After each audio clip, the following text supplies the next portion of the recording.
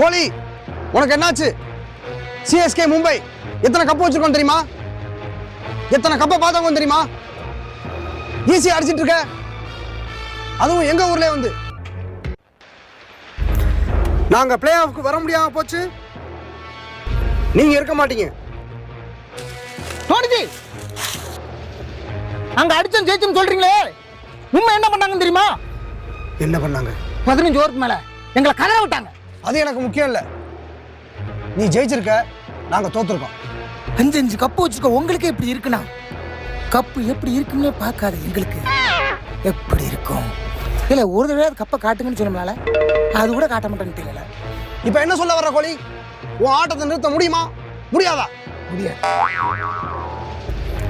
ஈசாலா cup நம்தே. திருந்த மாட்டீங்க, நீங்க திருந்தவே மாட்டீங்க.